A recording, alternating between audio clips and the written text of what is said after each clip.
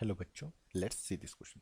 The question says the angle of elevation of the top of the tower at any point on the ground is 30 degree and moving 20 meters towards the tower it became 60 degree. The height of the tower is option by A 10 meter, option by B 10 root 3 meter, option by C 10 by root 3 meter, option D none of these.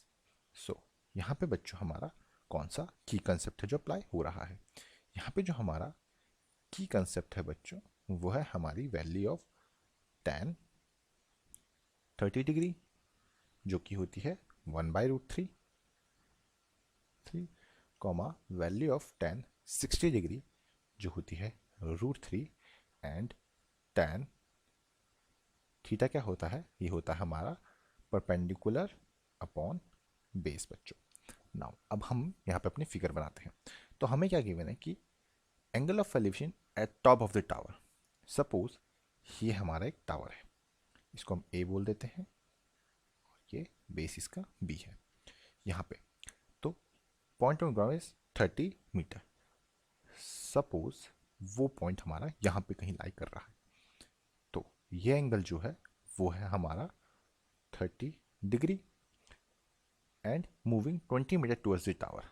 Suppose हम यहाँ से 20 metre आगे चलते हैं somewhere इधर, तो ये क्या है, इधर क्या एंगल बन रहा है, यहाँ जो एंगल बन रहा है वो बन रहा है बच्चों हमारा 60 डिग्री।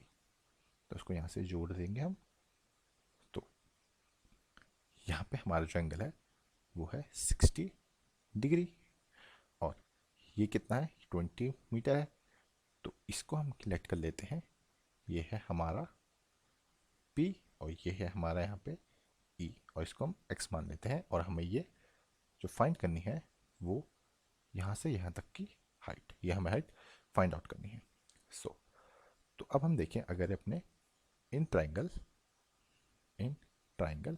ए बी पी, अपने ट्राइंगल ए बी पी में देखें तो हमारा ये हो जाएगा tan 30 degree equals to perpendicular upon base. Perpendicular क्या है हमारा ए बी और बेस क्या है हमारा बी पी।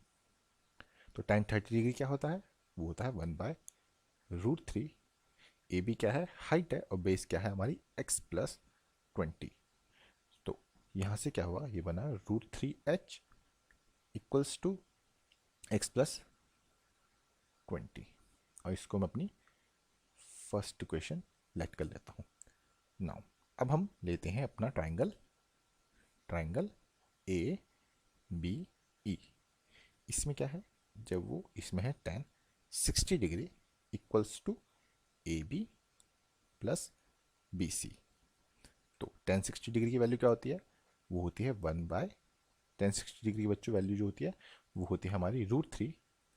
तो ये होगी √3 इक्वल्स टू ए बी क्या है हाइट है divide by x।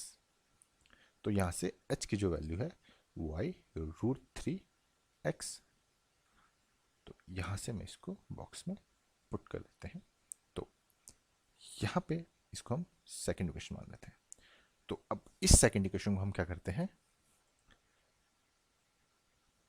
Put the value of h in equation first equation में रखते हैं। तो वो थी √3h यानी कि √3h हुआ। तो √3x h की जो वैल्यू है इक्वल्स टू x प्लस 20। तो ये होगा 3x equals to x plus 20 और यहाँ से 2x इक्वल्स टू 20 और यहाँ से जो हमारी x की जो वैल्यू आई है वो आई है 10। तो अब हम यहाँ से हाइट निकालेंगे। तो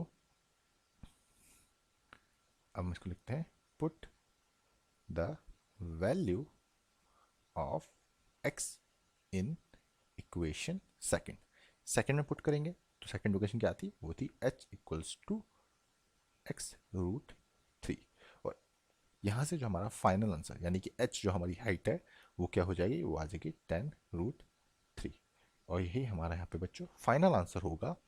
और ये आंसर हमारा ऑप्शन नंबर बी है। और ये आंसर हमने फाइंड किया है बाय यूजिंग अ की concept which is value of tan 30 degree, value of tan 60 degree and tan theta which is perpendicular on base. Hope बच्चों आपको क्वेश्चन समझ आया होगा एंड बेस्ट ऑफ लक।